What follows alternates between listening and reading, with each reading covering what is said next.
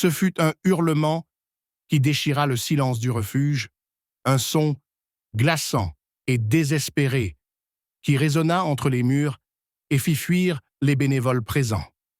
Une silhouette sombre, aux reflets acajou, se déplaçait frénétiquement dans son enclos, babine retroussée et regard empli de panique.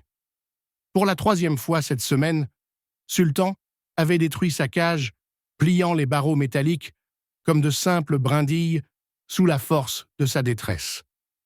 Les soigneurs échangèrent des regards résignés. Personne n'osait plus approcher ce berger allemand, considéré comme trop dangereux pour être adopté. Arrivé 15 jours plus tôt, Sultan portait encore les marques d'un passé douloureux, son pelage taché de cendres et une chaîne à moitié fondue autour du cou témoignaient d'un incendie, dont il avait miraculeusement réchappé. Les avertissements placardés sur sa cage étaient formels.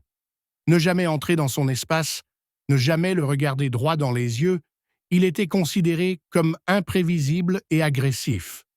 Pourtant, Emma, récemment arrivée comme bénévole au refuge des 4 Chênes, remarqua autre chose dans ses yeux sombres, non pas de la rage, mais une souffrance indicible, un appel silencieux. Elle resta immobile, derrière la clôture, pendant que les vétérinaires préparaient une nouvelle dose de sédatifs, la 4e en moins de 2 semaines. La fléchette toucha Sultan au flanc, le faisant vaciller avant qu'il ne s'effondre lourdement sur le sol, son corps continuant de trembler même après que ses yeux se soient fermés.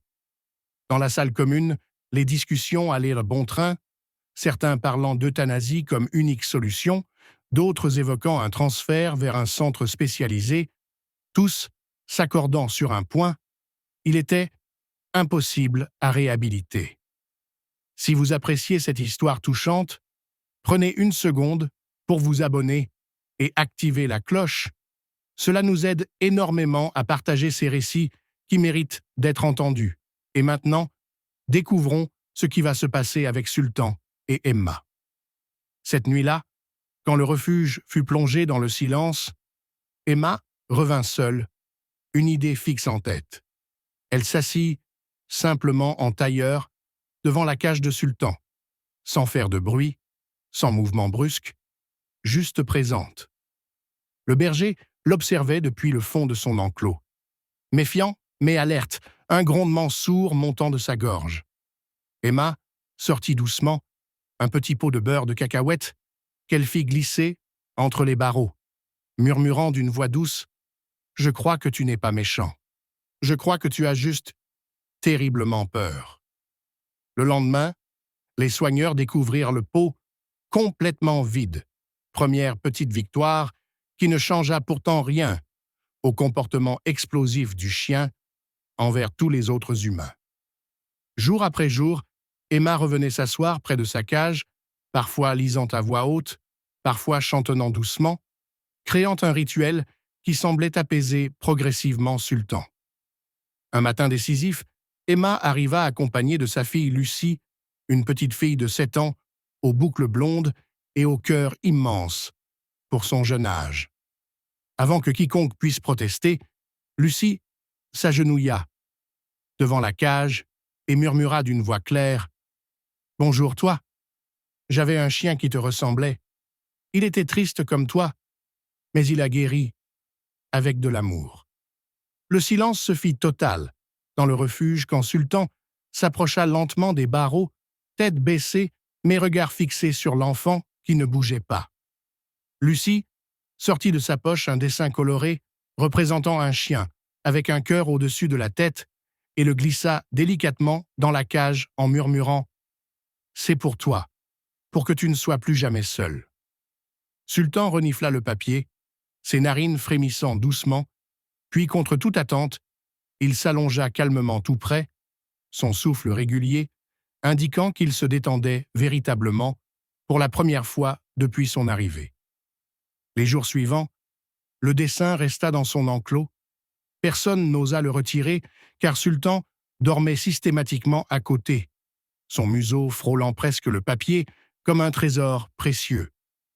Emma observait cette transformation miraculeuse avec émerveillement Incapable de l'expliquer rationnellement, mais témoin d'une évidence, en quelques minutes, une enfant avait accompli ce que des professionnels n'avaient pu faire en semaines. Chaque jour après l'école, Lucie venait s'asseoir devant la cage de Sultan, lui racontant sa journée, les leçons apprises, les petits chagrins et les joies simples de son quotidien. Sultan écoutait attentivement, ses yeux ne quittant jamais la fillette, une lueur nouvelle animant son regard autrefois éteint, une étincelle d'espoir que seuls ceux au cœur patient pouvaient percevoir. Une semaine plus tard, Lucie apporta sa peluche préférée, un petit chien rose un peu usé par les années, mais qu'elle souhaitait offrir à Sultan pour qu'il ne se sente plus seul pendant les nuits. Emma hésita d'abord, craignant que le chien ne détruise ce jouet précieux pour sa fille, mais Lucie insista avec cette sagesse étonnante des enfants. Ce n'est pas grave s'il l'abîme, il doit se sentir en sécurité. Avec précaution, la peluche fut déposée dans l'enclos, tandis que tous retenaient leur souffle, observant Sultan se raidir, puis s'approcher avec prudence. Il la renifla longuement, avant de la prendre délicatement entre ses crocs, l'emportant vers son coin préféré, où il la déposa avec une douceur surprenante. Contrairement aux jouets précédents, qu'il avait systématiquement déchiquetés, cette peluche devint son compagnon, gardé précieusement comme le bien le plus précieux du monde. Progressivement, Lucie fut autorisée à entrer dans l'enclos sous surveillance constante, d'abord pour quelques minutes, puis pour des périodes plus longues. Sultan se laissait brosser par ses petites mains, fermant les yeux de contentement lorsqu'elle passait ses doigts dans son pelage emmêlé, comme s'il redécouvrait le contact humain bienveillant. Fait remarquable, lorsque d'autres tentaient de l'approcher, même Emma, Sultan émettait un grondement sourd, pas menaçant, mais suffisant pour établir ses limites. Son cœur semblait réservé uniquement à Lucie. Un événement inattendu vint bouleverser cette nouvelle routine, lorsque la directrice du refuge reçut un appel concernant Sultan. Sa puce électronique avait permis de retrouver son propriétaire d'origine. Un homme âgé, nommé Monsieur Legrand, vivant à 3 villes de distance, affirmait que Sultan, qu'il appelait Max, lui avait été volé lors d'un cambriolage 1 an auparavant, expliquant enfin le mystère de son traumatisme. L'incendie, la chaîne, la peur panique des étrangers, tout prenait désormais sens dans l'histoire douloureuse de ce chien arraché à un foyer aimant.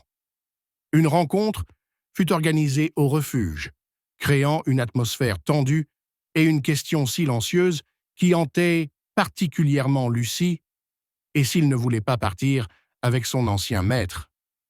Monsieur Legrand arriva au jour dit, s'appuyant sur une canne, portant une vieille photographie jaunie montrant Sultan plus jeune à ses côtés, l'émotion faisant trembler sa voix lorsqu'il évoqua leur lien d'autrefois. Lorsque Sultan aperçut le vieil homme, ses oreilles se dressèrent en signe d'attention. Son corps se figea dans une reconnaissance prudente, mais évidente. Il s'approche lentement de la grille, tenant toujours la peluche rose dans sa gueule, comme pour se rassurer. Ses yeux parcourant le visage familier avec une intensité poignante. Monsieur Legrand s'agenouilla difficilement et présenta un vieux collier de cuir usé portant le nom gravé de Max, murmurant d'une voix émue « Tu te souviens, mon garçon, tu m'as sauvé la vie une fois. » Sultan émit un petit gémissement confus, tiraillé visiblement entre des souvenirs anciens et son nouvel attachement, puis après un moment, qui sembla durer une éternité, il se détourna et retourna près du dessin de Lucie, s'allongeant à côté avec un soupir profond. Le vieil homme ne pleura pas, il hocha simplement la tête en murmurant « Je crois qu'il a trouvé son nouveau foyer », reconnaissant, avec une dignité admirable, que les chemins séparés par le destin ne pouvaient parfois être réunis. Quelques jours plus tard, un événement dramatique vint confirmer ce lien exceptionnel entre Sultan et Lucie, la petite fille ne se présenta pas au refuge comme prévu, ce qui était totalement inhabituel. Sultan montra rapidement des signes d'agitation intense, tournant en rond dans son enclos, gémissant de façon déchirante et grattant nerveusement à la fenêtre, comme s'il sentait un danger invisible.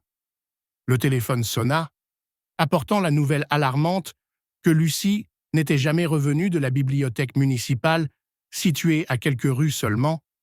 La police avait déjà été alertée, mais aucune trace de l'enfant. Sans hésiter, Emma saisit la laisse de Sultan, convaincue que son instinct pouvait les guider. Le chien prit immédiatement la tête, tirant avec une détermination farouche dans les rues adjacentes. Le museau collé au sol, Sultan suivait une piste invisible pour les humains, ignorant les distractions urbaines, les bruits de la circulation et les autres chiens, guidé uniquement par son lien avec Lucie. Après plusieurs minutes de recherche frénétique, Sultan s'arrêta net devant une petite cour abandonnée, émettant un aboiement sec, avant de gratter furieusement une grille rouillée qu'Emma poussa sans attendre. Là, recroquevillée sous un auvent délabré, tremblante et en larmes, se trouvait Lucie, sa lèvre fendue et ses lunettes brisées, témoignant d'une agression dont elle avait été victime.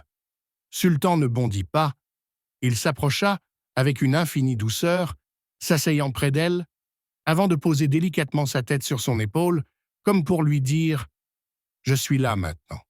Tout ira bien. » Lucie enfouit son visage dans sa fourrure et pleura longuement, libérant toute sa peur, tandis qu'Emma les rejoignait, les enveloppant tous deux dans une étreinte protectrice jusqu'à l'arrivée des secours et de la mère de Lucie. Même dans l'ambulance, Sultan refusa de quitter Lucie, montrant une vigilance constante, grognant doucement lorsque des inconnus s'approchaient trop brusquement de la fillette. À l'hôpital, il s'allongea devant la porte de la chambre, gardien silencieux et inébranlable, malgré les tentatives du personnel pour l'éloigner, ne bougeant que lorsque Lucie, elle-même, lui faisait signe à travers la vitre. Lorsque la petite main de Lucie se posa contre la vitre froide, Sultan plaça sa patte exactement au même endroit, scellant une promesse muette, mais éternelle entre eux: « Je resterai toujours à tes côtés. » L'histoire héroïque de Sultan se répandit rapidement dans la communauté.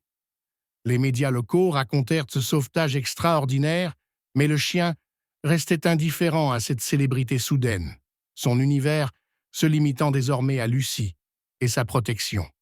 Catherine, la mère de Lucie, qui avait d'abord exprimé des réticences à l'idée d'accueillir un animal avec un tel passé, s'agenouillait maintenant, souvent près de Sultan, caressant son pelage en murmurant des mots de gratitude sincère. Une semaine après l'incident, une réunion spéciale fut organisée au refuge. Emma, prenant la parole devant l'équipe rassemblée et la famille de Lucie pour exprimer ce que tous ressentaient déjà. « Sultan nous a tous enseigné une leçon, précieuse, commença-t-elle. Il nous a montré qu'aucune âme n'est véritablement perdue et que parfois, ceux qui ont été les plus brisés deviennent les plus grands protecteurs. Nous avons reçu de nombreuses demandes d'adoption pour lui, poursuivit-elle en regardant Lucie et sa mère, mais nous savons tous qu'il n'existe qu'un seul foyer possible pour Sultan maintenant. La décision fut prise naturellement. Sultan quitterait le refuge pour vivre auprès de celle qui avait su voir, au-delà de sa peur et de sa colère, celle qui lui avait rendu sa confiance en l'humanité. Les années passèrent doucement. Sultan, veillant fidèlement sur Lucie qui grandissait, l'attendant chaque jour à la sortie de l'école, dormant près de son lit chaque nuit, présence rassurante et constante. La fillette autrefois timide s'épanouit, gagnant en assurance et en joie de vivre, son sourire devenant plus fréquent, ses rires plus spontanés, transformation subtile que Sultan observait avec ce qui ressemblait à de la fierté. Un jour de printemps, une petite cérémonie fut organisée au parc municipal. Sultan, recevant une médaille symbolique, pour son acte de bravoure, mais la véritable récompense résidait dans les yeux de Lucie lorsqu'elle le regardait. Le temps continua sa course inexorable. Lucie devint une jeune femme assurée, tandis que Sultan vieillissait, son pelage se parsemant de gris, ses mouvements devenant plus lents, mais sa loyauté restant absolue. Le jour de sa remise de diplôme, Lucie serra contre elle une photographie jaunie, les montrant tous les deux le jour de l'adoption officielle. Sultan, ne pouvant plus monter sur scène, mais observant la cérémonie depuis le premier rang avec une attention intacte. Par un doux après-midi d'automne, alors que les feuilles dorées dansaient dans la brise légère, Sultan s'endormit paisiblement près de la fenêtre, son lieu favori baigné de soleil. Lucie caressant doucement sa tête jusqu'à son dernier souffle. « Tu m'as sauvé, Sultan », murmura-t-elle à travers ses larmes, « et je ne t'oublierai jamais. » Ce jour-là, le monde perdit un héros silencieux, mais son esprit continua de vivre à travers Lucie, qui se consacra aux chiens de sauvetage, offrant une seconde chance à ceux que l'on croyait perdus.